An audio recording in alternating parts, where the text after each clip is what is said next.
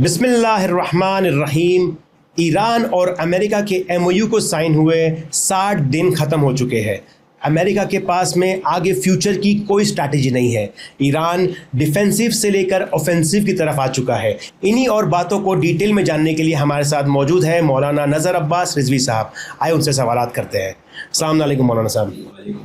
आप देख रहे हैं पिछले कुछ टाइम में पूरी स्ट्रैटेजी चेंज हो चुकी है। ईरान डिफेंसिव से ऑफेंसिव की तरफ आ चुका है। उसने अपनी स्ट्रैटेजी चेंज कर ली है। यहाँ तक कि उसने अनाउंस कर दिया है कि अगर अमेरिकन सोल्जर्स को अगर कोई मारता है तो उसको $30,000 का इनाम तक दिया जाएगा। इन सब बारे में आप क्या बताना चाहेंगे? जी, बिस्मिल्लाहिर्रहमानिर्रहीम। सबसे पहले बहुत बहुत शुक्रिया मुझे एक बार फिर से अपने चैनल पे इनवाइट करने के लिए, और तमाम व्यूवर्स को और आपको आदाब अर्ज़ करते हैं, सलाम अर्ज़ करते हैं। जी, आपने जैसे ख़ुद कहा कि ईरान और यूएस की जंग चल रही है, इसमें जो एमओयू साइन हुआ था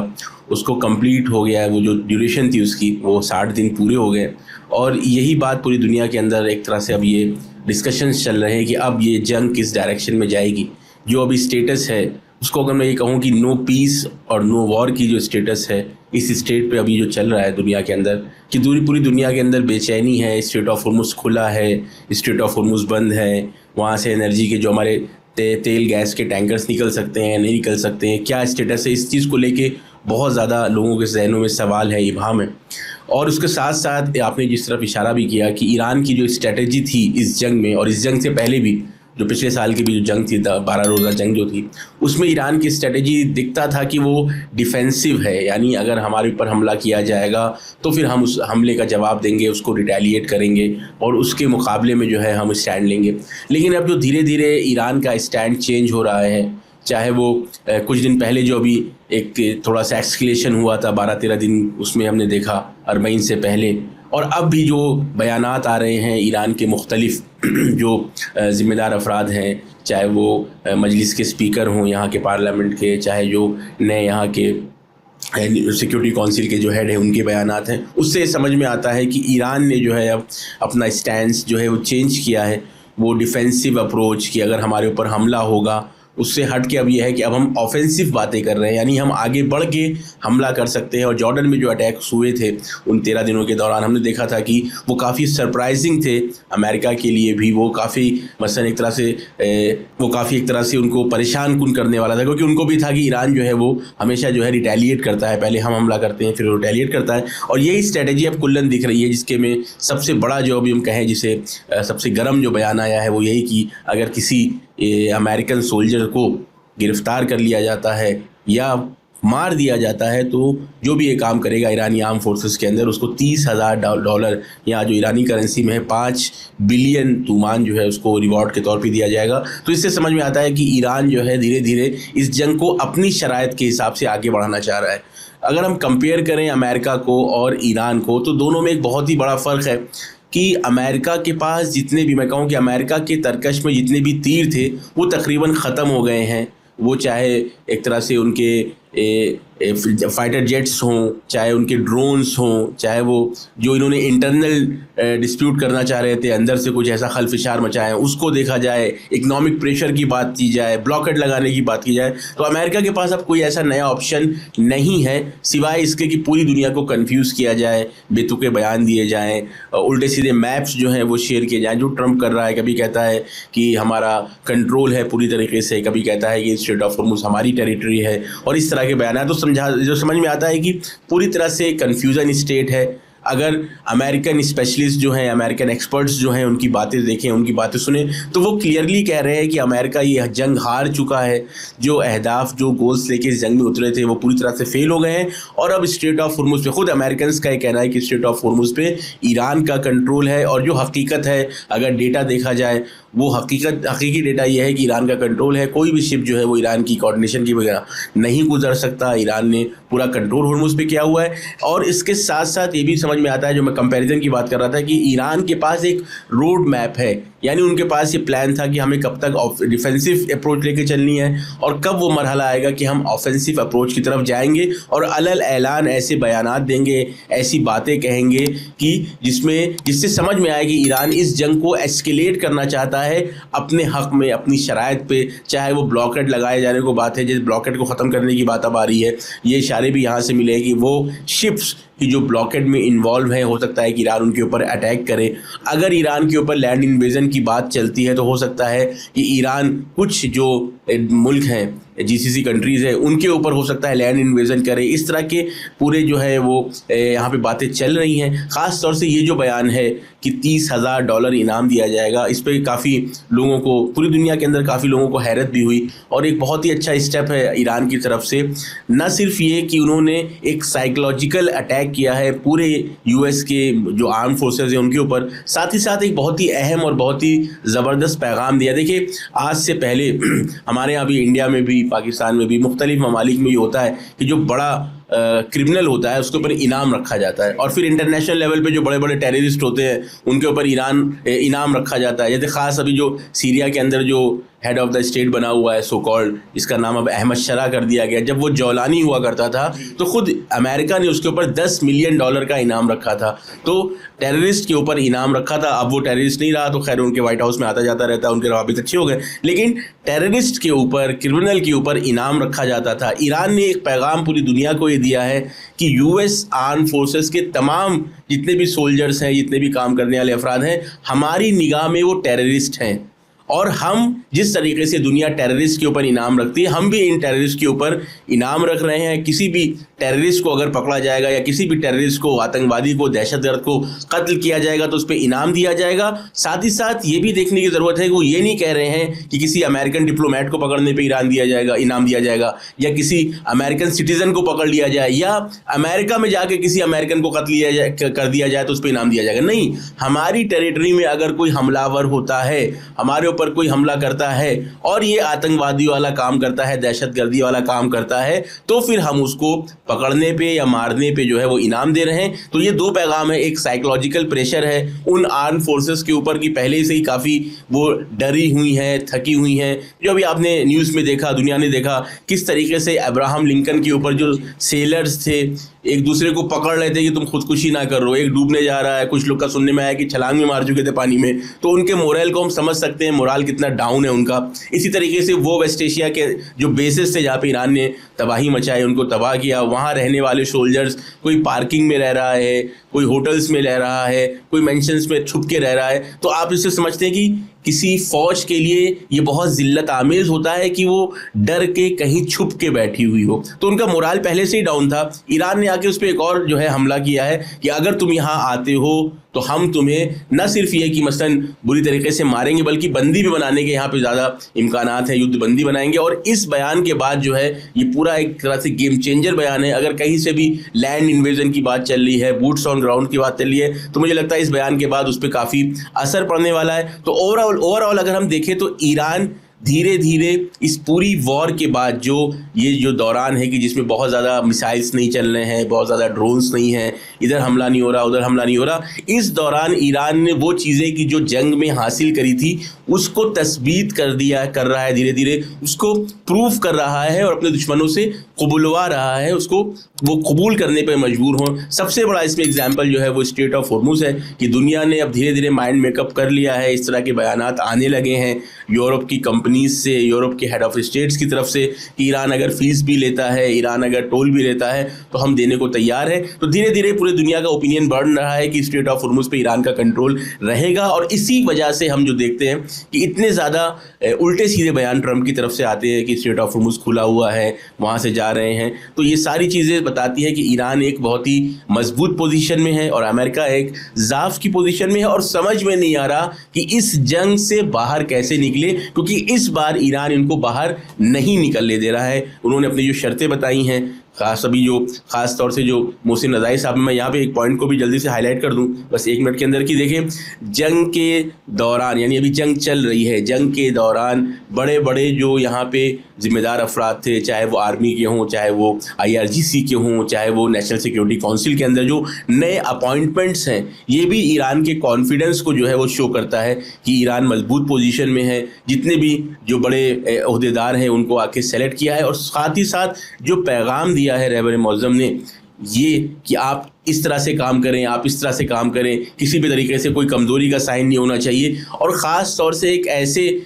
कमांडर को, एक ऐसे सरदार को कि जिनका 40 साल पुराना रिकॉर्ड है, जिन्होंने सिपा के अंदर भी बहुत काम किया है, सद्दाम के साथ जंग में भी उनका बहुत अच्छा रिकॉर्ड है, और बहुत ही ओपनली और बहुत ही ब्लंटली अपनी बात को रखते हैं मोहसिन रज़ाई साहब। उनको आके नेशनल सिक्योरिटी काउंसिल्स का जो है अपना नुमाइंदा बनाया, फिर जो प्रेसिडेंट हैं डॉक्टर फिज़िशकियान, उन्होंने आके उनको स्पीकर भी बनाया, उस कमेटी का सेक्रेटरी भी बनाया, तो इससे समझ में आता है कि ईरान जो है वो एक मजबूत स्थिति में है, मजबूत कंडीशन में है। और जंग शुरू होने से पहले अगर एस्केलेशन होता भी है तो बहुत सारी मैसेजिंग ईरान की साइड से अमेरिका को दी जा रही है कि अगर अब जंग शुरू होती है तो ये नेक्स्ट लेवल का एस्केलेशन हमारी साइड से होगा। ऐसा नहीं होगा कि हम वेट करेंगे कि तुम कुछ एस्केलेशन करो और हम आके उसका जवाब दें, बल्कि एस्केलेशन हमारी साइड से होगा, जिसका बहुत बड़े पैमाने पर अमेरिका को नुकसान होने वाला है। तो कनेक्ट करके सवाल पूछूंगा, अगर आप कह रहे हैं ईरान इतना स्ट्रांग है, अभी CNN की एक रिपोर्ट आई है, CNN की रिपोर्ट में वो कह रहे हैं कि स्ट्रेट ऑफ हॉर्मुज के बाद में जो बगल में जो ओमान का जो वाटरवे है वो खुला हुआ है, वहाँ से कई सारी शिप्स निकल रही है, तो इसमें और धीरे धीरे ईरान अपना स्ट्रेट ऑफ हॉर्मुज पे से कमांड खोता जा रहा है। तो यहाँ पे ईरान वीक, यानी उस आर्टिकल को अगर देखा जाए, CNN का आर्टिकल जिससे इंडिया के न्यूज़ चैनल्स भी कवर कर रहे हैं, उसमें बताया जा रहा है कि ईरान काफ़ी वीक हो गया है और धीरे धीरे हॉर्मुज उसके हाथ से निकलता जा रहा है। अब देखिए, इस तरह की रिपोर्ट्स वही वेस्टर्न मीडिया में आती रहती हैं, जाती रहती हैं। अगर ये है वाकई इस रिपोर्ट में सच्चाई है, एक तो ये है कि अगर इस रिपोर्ट में सच्चाई है तो फिर तो दुनिया के लिए बहुत अच्छी खबर है कि भाई फिर तो कोई टेंशन नहीं है, वो ओमानी साइड से रास्ता खुल गया है और अब वहाँ से शिप्स निकलेंगी, पेट्रोल का, डीजल का प्राइस जो है वो कम हो जाएगा और इकोनॉमिक क्राइसिस जो है वो ख़त्म हो जाएगा। अमेरिका में ख़ास तौर से जो महंगाई बढ़ रही है वो ख़त्म हो जाएगी। ये जो गल्फ़ कंट्रीज़ के अंदर जो आफत आई हुई है, बिजनेस रुका हुआ है, ठप है और बहुत ज़्यादा प्रॉब्लम्स का शिकार है, वो सब, यानी अब सब कुछ अच्छा हो जाएगा, सब कुछ जिसे उर्दू में कहते हैं अब सब कुछ हरा हो जाएगा, तो टेंशन ख़त्म हो गई है। तो मुझे लगता है कि आने वाले 1 हफ्ते में, 2 हफ्ते में ये क्लियर हो जाएगा कि दुनिया में फिर से अमन और शांति हो गई है, ईरान जो है उसका कंट्रोल ख़त्म हो गया है। लेकिन ये क्योंकि झूठी रिपोर्ट है, एक तरह से प्रोपोगेंडा किया जा रहा है, किसी तरीके से ऑयल मार्केट को जो है वो कंट्रोल करके रखा जाए, ऑयल के प्राइस बहुत ज़्यादा ना बढ़ने पाए। नहीं तो अगर आप देखें जो वो रिपोर्ट आई है उसमें कहा गया है 80%, अभी वो कितना सही है कितना गलत उसमें ना जाते हुए, अगर 80% के साथ आप नंबर ऑफ शिप्स को देखें तो जब नॉर्मल यानी जंग से पहले तकरीबन 100 से 120 शिप्स जो है वो डेली वहाँ से निकलते थे। लेकिन अभी जो डेटा आ रहा है उसी वेबसाइट के ज़रिए से डेली के 5 या 6 शिप्स निकल रहे हैं। हाँ, क्योंकि उसमें डेटा में उन्होंने उस आर्टिकल में उन्होंने कितने शिप्स निकल रहे हैं वो बयान नहीं किया है, उन्होंने परसेंटेज बयान दिया 80% निकल रहे हैं। अब सर फर्ज करें कि वहाँ से, और एक अभी वीडियो वायरल हो रहा, आपने देखा होगा कि जिसमें इंडियन सेलर्स जो हैं वो एक तरह से उसमें मैसेज दे रहे हैं, पैगाम दे रहे हैं अपनी हुकूमत को, हमारी हुकूमत को कि भाई हमें बचाएं। जो ये कंपनीज है, शिपिंग कंपनीज हमारे ऊपर प्रेशर बना रही हैं कि ओमानी साइड से जो है शिप्स को लेके गुजरे, यानी प्रेशर है अमेरिका की तरफ से शिपिंग कंपनीज के ऊपर, प्रेशर है अमेरिका की तरफ से इंश्योरेंस कंपनीज के ऊपर कि किसी तरीके से ओमानी वाटर से निकल जाए। मैं अगर ये मान लूँ, हालांकि ये सही बात नहीं है, इसको भी मैं क्लियर करूँगा, लेकिन मान भी लिया जाए कि ओमानी साइड से 6 शिप्स का 80% यानी 4 शिप निकल भी गई हैं, तो क्या इसको कहा जा सकता है कि ईरान का कंट्रोल स्ट्रेट ऑफ हॉर्मुज से ख़त्म हो गया है? वो स्ट्रेट ऑफ हॉर्मुज जहाँ से 100 से 120 शिप्स रोज़ निकल रही थी, अब वहाँ से अगर 4 या 5 शिप्स बिना ईरान के कोऑर्डिनेशंस के निकल भी रही हैं तो इसको कहा जाएगा कि ईरान का कंट्रोल ख़त्म हो गया? ये बिल्कुल एक तो गलत है। दूसरा ये है कि ईरान की तरफ से जो ऑफिशियल स्टेटमेंट है, एक प्रॉब्लम हमारे हिंदुस्तान के मीडिया को ये है, और मैं ये बात हम लोग ने देखी भी है, कहते भी, उनको भी हमने पैगाम दिया कि आप जो इस तरह की न्यूज़ बनाया करें तो सिर्फ वेस्टर्न मीडिया को ना देखा करें, ईरान का भी ऑफिशियल स्टेटमेंट क्या है, ईरान के अंदर क्या बयान दिए जा रहे हैं ईरान की तरफ से, उसको भी देखना चाहिए। ईरान का क्लियरली ये कहना है कि कोई भी शिप जो है बिना हमारे कोऑर्डिनेशन के जो है वो नहीं निकल सकता इस रूट से, जो ओमान की साइड से रूट है। जितने भी शिप्स निकलने की कोशिश कर रहे हैं अमेरिकन प्रेशर की वजह से, उसके ऊपर ईरान जो है वो अटैक करता है, उनको डिसेबल कर देता है या उनको वापस पलटा देता है। जी, अभी भी जो रिसेंटली आपके उन्होंने जो है 2 शिप्स पकड़ी हैं और उसको जो है अपने बंदर अब्बास या उस साइड में साउथ में जो किसी किसी उस पे पोर्ट पे लेके आए हैं, तो क्लियर है इससे कि ईरान का कंट्रोल स्ट्रेट ऑफ हुर्मुज़ पे है। और अगर स्ट्रेट ऑफ हुर्मुज़ पे ईरान का कंट्रोल ना होता तो इतना ज़्यादा ट्रम्प का फ्रस्ट्रेशन ना होता, बार बार कहना स्ट्रेट ऑफ हुर्मुज़ खुला है, स्ट्रेट ऑफ हुर्मुज़ खुला है, और उस पर अगर कोई जर्नलिस्ट वहाँ पे क्रॉस क्वेश्चन करता है तो फ़ौरन उसको कह देता है तुम फेक न्यूज़ हो, तुम गलत बात कर रहे हो, निकल जाओ, भाग जाओ, इस तरह के। तो समझ में आता है कि स्ट्रेट ऑफ हुर्मुज़ को लेकर इस तरह के आगे भी बयान आते रहेंगे। और मेरा इसमें वही जो नकदी का जवाब है कि भाई अगर स्ट्रेट ऑफ हुर्मुज़ ईरान के कंट्रोल से निकल गया है तो फिर 2 हफ्ते के अंदर, 3 हफ्ते के अंदर जो दुनिया भर में SPR जो स्ट्रेटेजिक पेट्रोलियम रिजर्व जो दुनिया में सब कम हो गए, खासतौर से अमेरिका में 300 मिलियन बैरल से कम हो चुका है, वो भी नॉर्मल हो जाएगा। दुनिया के अंदर जो है वो तेल की सप्लाई बढ़ जाएगी, तेल के दाम घट जाएंगे, महंगाई ख़त्म हो जाएगी। अगर ऐसा नहीं होता तो उससे हमें समझ में आ जाएगा कि इस तरह की रिपोर्ट जो है वो बिल्कुल बेमानी है और वो एक झूठ है ताकि मार्केट को मैनिपुलेट किया जाए। अगला सवाल आपसे ये करेंगे, सऊदी और यमन के बीच में जो रिफ्ट चल रहा है उसके बारे में। यमन ने बैक टू बैक 2-3, यानी सिर्फ सऊदी का कुछ ड्रोन आने के पर भी यमन ने हमला किया है, तो इस पे आप यमन और सऊदी पे कुछ तरह सा रोशनी डालेंगे आप? देखिए, यमन की जो जंग है, यमन में जो स्टेटस है उसको समझने के लिए ये समझना बहुत ज़रूरी है कि जब सऊदी अरब ने यमन के ऊपर इन्वेजन किया था, हमला किया था, जंग तहमीली में कहूँ, और पूरा एक उन्होंने मोर्चा बनाया था, कई सारे कंट्रीज उसमें मिले हुए थे, मिल के हमला किया 2015 के आसपास। उस वक्त से लेके आज तक जो है सऊदी अरब ने यमन के ऊपर जो अंसारुल्लाह की जिस एरिया पे कंट्रोल है वहाँ पे जो है इन्होंने ब्लॉकेड लगाया हुआ है, जिस तरह से गाज़ा के अंदर इजराइल ने ब्लॉकेड लगाया है। तो हमें ये समझना चाहिए कि सिर्फ गाज़ा के अंदर ब्लॉकेड नहीं है, इस 10 सालों से यमन के ऊपर, यानी वो अगर हम यमन का मैप देखें तो यमन का 30-40% जो वेस्टर्न एरिया है वो अंसारुल्लाह जो वहाँ पे हैं उनके कंट्रोल में है, और तकरीबन 70 से 80% आबादी जो है यमन की वो इसी हिस्से में रहती है। ईस्टर्न साइड जो है वो बड़ा हिस्सा है, जो है 60-70%, वो जो है ऐसे अफराद हैं, ऐसे लोग हैं, ऐसे ग्रुप्स हैं, वो भी मल्टीपल ग्रुप्स हैं। कोई जो है वो UAE के अंडर में है, कोई सऊदी के अंडर में है, मुख्तलिफ ग्रुप्स के कंट्रोल में है। अब क्योंकि इनकी शरारत ये रहती है, हर जगह इंटरफेयर करते हैं, जैसे सीरिया में इंटरफेयर किया, लीबिया में इंटरफेयर किया, इराक में कोशिश करी, अफगानिस्तान में करी, तो एक पपट गवर्नमेंट जो है वो अदन के अंदर बनाई है, वो हिस्सा की जो ऐसे लोगों के कंट्रोल में है कि जो सऊदी बैक्ड है, यानी, और उसको आके फिर पूरा वेस्टर्न जो सेटअप है, यूनाइटेड नेशन है, उसको आके कहता है कि ऑफिशियल ये यमन की गवर्नमेंट है, जबकि वहाँ पे ना आबादी है, ना वहाँ पे कोई लोग रहते हैं, ना ही वहाँ पे कोई इलेक्शन होता है, कुछ नहीं है। अक्सर आबादी इस वेस्टर्न एरिया में रहते हैं जहाँ पे अंसारुल्लाह कंट्रोल है, लेकिन क्योंकि वो पूरा से पीछे से खेल होता है कि जो भी मुकावमत का है, जो भी रेजिस्टेंस का है, उसको नेगेटिवली पोर्ट्रे किया जाता है, उसको टेररिस्ट बताने की कोशिश की जाती है, लेकिन वो लोग कि जो अपने मुल्क से ही गद्दारी कर रहे हैं, अपने मुल्क के लोगों को ही मरवा रहे हैं, उनको आके फिर वो लेजिटिमेसी देते हैं और फिर कहते हैं हमारी हुकूमत है। तो अब ये अंसारुल्लाह क्या चाह रहा है कि वो ब्लॉकेड की जो हमारे ऊपर लगाया हुआ है, इसकी वजह से वहाँ पे फैमीन की सूरत हाल है, भुखमरी की सूरत हाल है, इकनॉमी पूरी तबाह हो गई है, उसको हटाने की कोशिश अब यमन कर रहा है। जब मैं यमन कह रहा हूँ तो मैं वही हिस्सा जो वेस्टर्न वाला है, अंसारुल्लाह वाला, वो कह रहा हूँ। लेकिन आप जब वेस्टर्न मीडिया पढ़ेंगे तो वो जब यमन कहेंगे तो कहेंगे सऊदी बैक्ड, क्योंकि सऊदी बैक्ड जो हुकूमत है सो कॉल्ड, या वो ईस्टर्न साइड में है, ये समझना ज़रूरी है। व्यूवर्स का मैप अगर देखेंगे तो क्लियर हो जाएगा। तो अंसारुल्लाह ने ये चाहा, जब उन्होंने ये एनालाइज़ किया कि जंग में एक्सिस ऑफ रेजिस्टेंस का पड़ला भारी है, और उन्होंने इसको एक फुर्सत की तरह देखा कि हम भी जो है अपने ब्लॉकेट को हटवा सकते हैं, क्योंकि सऊदी भी इस वक्त कमज़ोर हालत में है, और साथ ही साथ जो इनके बीच आपस में फूट हुई है पिछले दिनों, पिछले कुछ महीनों में देखा गया है क्लियरली कि सूडान के अंदर हो, चाहे खुद यमन के अंदर हो, या मुख्तलिफ जगह पे जहाँ जहाँ भी इन्होंने इंटरफेयर किया हुआ है, सऊदी अरब और UAE के दरमियान काफ़ी जो है वो रिफ्ट बढ़ा है। तो ये जो वो मोर्चा था जिसने हमला किया है, वो ग्रुप्स या वो अलायंस जिसने हमला किया था यमन के ऊपर, वो कमज़ोर हुआ है, एक्सिस ऑफ रेजिस्टेंस मजबूत हुआ है। तो इन्होंने ये फ़ैसला लिया 20 जुलाई के बाद से कि अब अगर हमारे ऊपर ब्लॉकेड लगा हुआ है तो हम सऊदी अरब के ऊपर ब्लॉकेड लगाएंगे। देखिए, ये बहुत बड़ी बात है कि एक ऐसा मुल्क की जहाँ पे फैमिन की सूरत हाल है, जहाँ पे इकनॉमी पूरी क्राइसिस है, वहाँ के लोग मुकावमत कर रहे हैं और ऐसी मुकावमत कर रहे हैं कि वेस्ट एशिया के सबसे पैसे वाले मुल्क को आके कह रहे हैं कि अब तुम्हारा तेल जो है वो हम जो है वो बाब एल मंदब से नहीं गुजरने देंगे। और उसके बाद से जब से उन्होंने अनाउंस किया है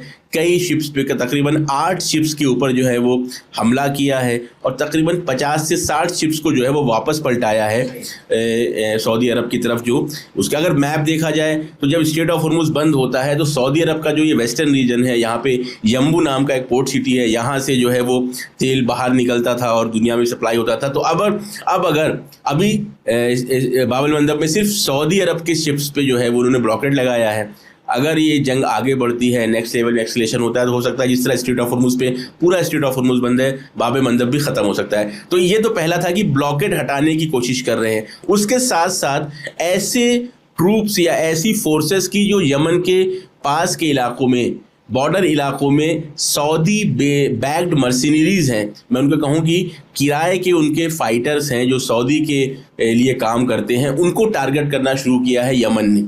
और उन लोगों को काफ़ी बड़े तौर पे निशाना बनाया है। चाहे वो मुखा नाम की एक जगह है, चाहे मारिब नाम की जगह है, और भी मुख्तलिफ जगहों पे। जो छोटे-छोटे पहले तो ये था कि जब लोग हमला करते हैं तो ये अभी तो सिर्फ ड्रोन से। हाँ जी, वो तीसरी पॉइंट में बताना चाहता हूँ। दूसरा ये है कि वे जो उनके फोर्सेस हैं कि जिनका काम है यमन के बॉर्डर एरियाज़ में रहना और फिर अंदर आके यमन के अंदर नुकसान पहुँचाना या कोशिश करना कि किसी हिस्से पर कब्जा कर लें, उन फोर्सेस को टारगेट करना, जिसको मैं कहूँगा कि वो टेररिस्ट फोर्सेस हैं जो सऊदी अरब बैक कर रहा था, सपोर्ट कर रहा था, उनको टारगेट कर रहे हैं। बड़े पैमाने पे नुकसान हुआ है, उनकी इक्विपमेंट्स का नुकसान हुआ है, उसमें लोग बहुत सारे मारे गए हैं। और तीसरा और सबसे इम्पॉर्टेंट है कि जिसने पूरी दुनिया की जो है वो तवज्जो जो है अपनी तरफ जल्ब करी है, पूरा कैलकुलेशन चेंज है, वो ये कि अब कई सारी रिफाइनरी, ख़ास तौर से वो रिफाइनरी की जो यमन की तरफ है यानी साउथ में है या जो वेस्ट में है, उसमें से ख़ास तौर से जीज़ान नाम के एक जो है वहाँ पे रिफाइनरी शहर में, उसको बार बार निशाना बनाया है। और निशाना बनाने के बाद जो बयान आता है वो बहुत ही इंटरेस्टिंग है।